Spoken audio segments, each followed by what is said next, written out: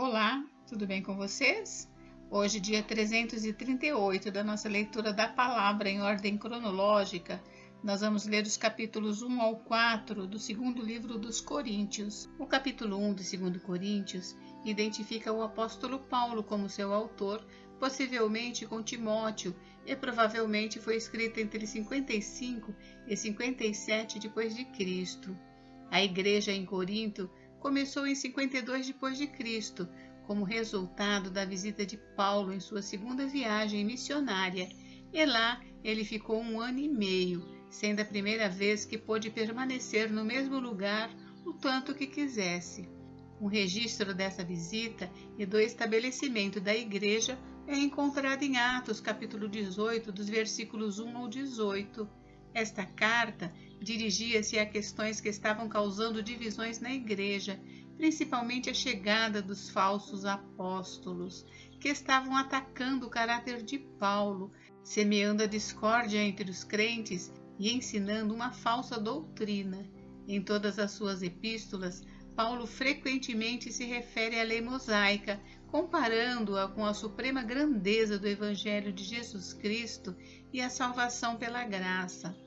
Após saudar os fiéis na igreja de Corinto e explicar por que ele não os tinha visitado como originalmente planejado, Paulo explica a natureza do seu ministério. Em 2 Coríntios, capítulo 3, dos versículos 4 ao 11, Paulo contrasta a lei do Antigo Testamento com a nova aliança da graça, referindo-se à lei como aquele que mata, enquanto que o Espírito vivifica. Ele compara o glorioso ministério da justiça de Cristo com o ministério da condenação, que é a lei, e declara a sua fé na validade do seu ministério, apesar da intensa perseguição. O capítulo 5 descreve a base da fé cristã, a nova natureza e a troca do nosso pecado pela justiça de Cristo. Nos capítulos 6 e 7, encontramos Paulo defendendo a si mesmo e ao seu ministério, assegurando aos coríntios mais uma vez de seu sincero amor por eles e exortando-os ao arrependimento e à vida santa. Nos capítulos 8 e 9, Paulo exorta os crentes de Corinto a seguir os exemplos dos irmãos na Macedônia e estender generosidade aos santos em necessidade. Ele lhes ensina os princípios e vantagens de ajudar com um coração alegre. Paulo termina sua carta reiterando sua autoridade entre eles e sua preocupação com a sua fidelidade a ele diante da feroz oposição dos falsos apóstolos. Ele termina sua epístola descrevendo a visão celestial que lhe foi permitido experimentar e o espinho na carne que Deus o deu para garantir sua humildade. O último capítulo contém suas exortações aos coríntios para que esses se examinem, a fim de verem se o que professavam era realidade. Paulo então termina com uma bênção de amor e paz. Bem, esta carta é a mais biográfica e a menos doutrinária das epístolas de Paulo. Ela nos diz mais sobre Paulo como pessoa e como ministro do que qualquer outra. Dito isto, há algumas coisas que podemos aprender desta carta e aplicar hoje em nossas vidas. A primeira coisa é a boa administração, não só de dinheiro, mas de tempo também. Os macedônios não só deram generosamente, mas também deram-se a si mesmos, primeiro ao Senhor, depois a nós pela vontade de Deus, como vemos em 2 Coríntios 8:5. Da mesma forma, não só devemos dedicar tudo o que temos ao Senhor, mas tudo o que somos. Ele realmente não precisa do nosso dinheiro, ele é onipotente. Ele quer um coração que anseia por servir, agradar e amar. Boa administração e ofertar a Deus é mais do que apenas dar dinheiro. Sim, Deus quer que ofereçamos o dízimo da nossa renda, e Ele promete abençoar-nos quando damos a Ele. A mais, porém, Deus quer 100%. Ele quer que nos entreguemos por completo a Ele. Tudo o que somos, devemos viver as nossas vidas para servir o nosso Pai. Devemos não só dar a Deus do nosso salário, mas as nossas próprias vidas devem ser um reflexo dele. Devemos dar tudo de nós ao Senhor em primeiro lugar e depois para a igreja e ao trabalho do ministério de Jesus Cristo. Bem, vamos à leitura? Capítulo 1. Prefácio e saudação. Paulo, apóstolo de Cristo Jesus pela vontade de Deus, e o irmão Timóteo, à igreja de Deus que está em Corinto e a todos os santos de toda a Acaia. Que a graça e a paz de Deus, nosso Pai, e do Senhor Jesus Cristo estejam com vocês. Ação de graças. Bendito seja o Deus e Pai de nosso Senhor Jesus Cristo, o Pai de misericórdias e Deus de toda consolação. É Ele que nos consola em toda a nossa tribulação, para que pela consolação que nós mesmos recebemos de Deus, possamos consolar os que estiverem em qualquer espécie de tribulação. Porque assim como transbordam sobre nós os sofrimentos de Cristo, assim também por meio de Cristo transborda o nosso consolo. Se somos atribulados, é para o consolo e salvação de vocês. Se somos consolados, é também para o consolo de vocês. Esse consolo se torna eficaz na medida em que vocês suportam com paciência os mesmos sofrimentos que nós também suportamos. A nossa esperança em relação a vocês é sólida, sabendo que assim como vocês são participantes dos sofrimentos, assim também serão participantes da consolação. Porque não queremos, irmãos, que vocês fiquem sem saber que tipo de tribulação nos sobreveio na província da Ásia. Foi algo acima das nossas forças, a ponto de perdermos a esperança até da própria vida. De fato, tivemos em nós mesmos a sentença de morte, para que não confiássemos em nós mesmos, e sim no Deus que ressuscita os mortos, o qual nos livrou e ainda livrará de tão grande morte.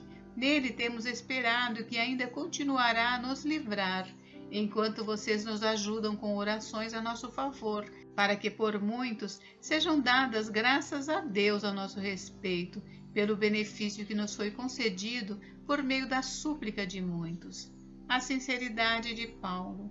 Porque a nossa glória é essa, o testemunho da nossa consciência de que com simplicidade e sinceridade de Deus, não com sabedoria humana, mas na graça divina, temos vivido no mundo, especialmente em relação a vocês, porque nenhuma outra coisa escrevemos para vocês, a não ser aquilo que vocês leem e entendem, e espero que vocês entendam completamente, como também já nos entenderam em parte, que seremos a glória de vocês, assim como vocês também serão a nossa glória no dia de Jesus, nosso Senhor.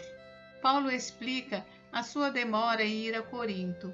Com esta confiança, eu queria primeiro ir encontrar-me com vocês, para que tivessem um segundo benefício. Queria, ao passar por aí, dirigir-me à Macedônia, e da Macedônia voltar a encontrar-me com vocês, sendo então encaminhado por vocês para a Judéia. Ora, ao querer isso, será que agi com leviandade? Ou ao tomar decisões, será que decido segundo a carne, de modo que haja em mim simultaneamente ou sim sim ou não não? Mas como Deus é fiel, a nossa palavra dirigida a vocês não é sim e não, porque o Filho de Deus, Jesus Cristo, foi anunciado entre vocês por nós, isto é, por mim, Silvano e Timóteo. Não foi sim e não, pelo contrário, nele sempre houve o sim, porque todas as promessas de Deus têm nele o sim. Por isso, também por meio dele se diz o amém para a glória de Deus por meio de nós. Mas aquele que nos confirma juntamente com vocês em Cristo e que nos ungiu é Deus, que também pôs o selo em nós e nos deu o penhor do Espírito em nosso coração. Eu, porém, por minha vida, tomo Deus por testemunha de que foi para poupar vocês que ainda não voltei a Corinto. Não que tenhamos domínio sobre a fé que vocês têm, mas porque somos cooperadores da alegria de vocês, porque pela fé vocês estão firmes. Capítulo 2. Porque decidi por mim mesmo o seguinte: não voltar a me encontrar com vocês em tristeza, porque se eu entristeço vocês, quem me alegrará, senão aquele a quem tenho entristecido? E escrevi isso para que quando eu for não seja entristecido por aqueles que deveriam me alegrar, confiando em todos vocês de que a minha alegria é também a alegria de vocês. Porque lhes escrevi no meio de muitos sofrimentos e angústia de coração, com muitas lágrimas, não para que vocês ficassem tristes, mas para que soubessem do amor que tenho por vocês. O perdão para o arrependido. Ora, se alguém causou tristeza, não o fez a mim, mas para que eu não seja demasiadamente áspero, digo que, em parte, causou tristeza a todos vocês. Basta-lhe a punição imposta pela maioria, de modo que agora, pelo contrário, vocês devem perdoar e consolar, para que esse indivíduo não seja consumido por excessiva tristeza. Por isso, peço que vocês confirmem o amor de vocês para com ele.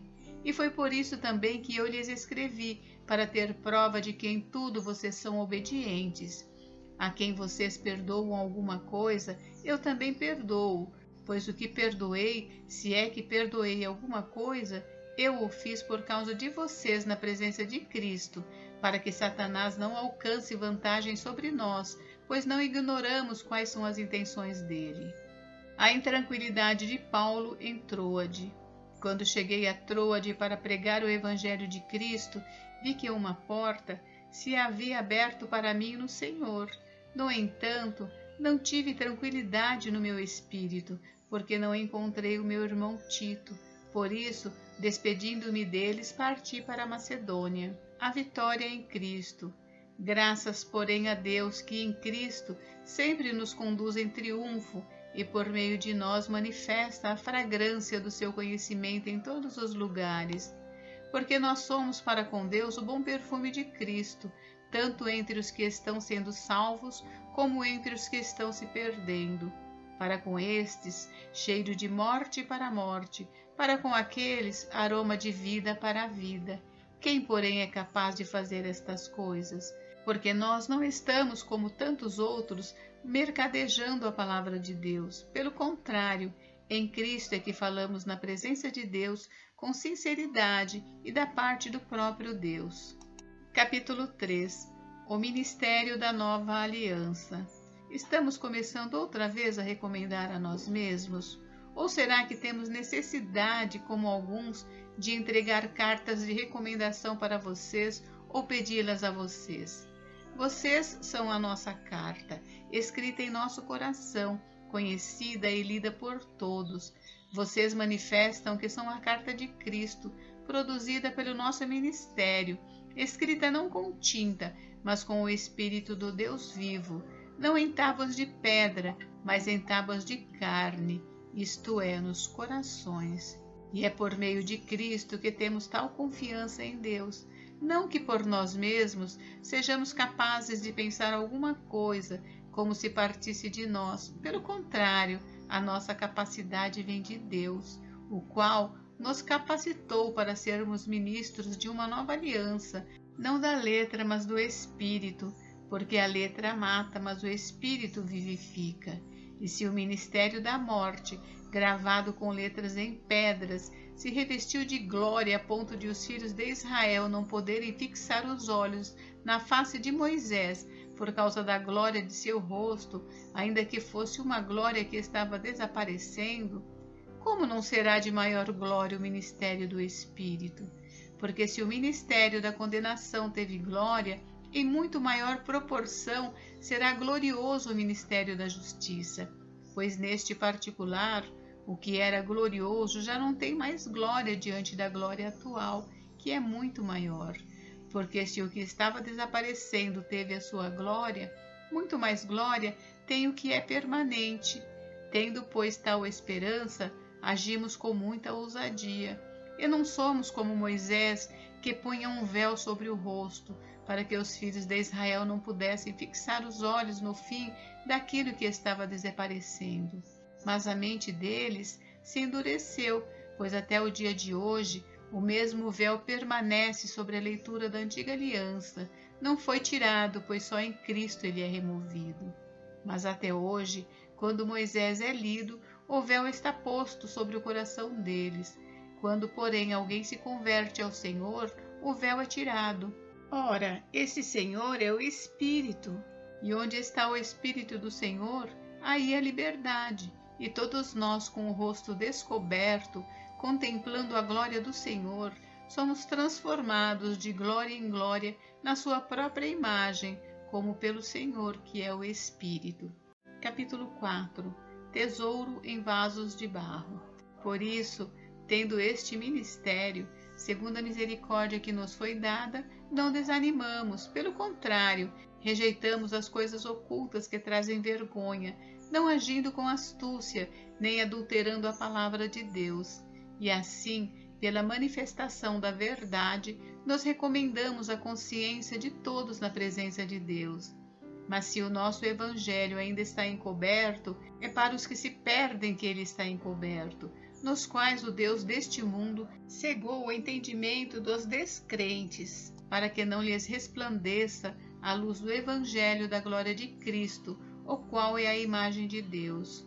Porque não pregamos a nós mesmos, mas a Jesus Cristo como Senhor, e a nós mesmos como servos de vocês por causa de Jesus. Porque Deus, que disse, das trevas resplandeça a luz, Ele mesmo resplandeceu em nosso coração, para a iluminação do conhecimento da glória de Deus na face de Jesus Cristo. Temos, porém, este tesouro em vasos de barro, para que se veja que a excelência do poder provém de Deus, não de nós. Em tudo somos atribulados, porém não angustiados. Ficamos perplexos, porém não desanimados. Somos perseguidos, porém não abandonados. Somos derrubados, porém não destruídos. Levamos sempre no corpo o morrer de Jesus, para que também a vida dele se manifeste em nosso corpo. Porque nós que vivemos, somos sempre entregues à morte por causa de Jesus, para que também a vida de Jesus se manifeste em nossa carne mortal, de modo que em nós opera a morte, em vocês a vida. Tendo, porém, o mesmo espírito de fé, como está escrito, eu criei, por isso falei. Também nós cremos, e por isso também falamos, sabendo que aquele que ressuscitou o Senhor Jesus também nos ressuscitará com Jesus e nos apresentará juntamente com vocês.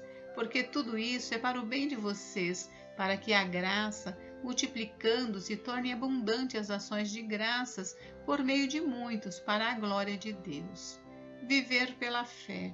Por isso não desanimamos. Pelo contrário, mesmo que o nosso ser exterior se desgaste, o nosso ser interior se renova dia a dia, porque a nossa leve e momentânea tribulação produz para nós um eterno peso de glória, acima de toda comparação, na medida em que não olhamos para as coisas que se veem, mas para as que não se veem, porque as coisas que se veem são temporais, mas as que não se veem são eternas.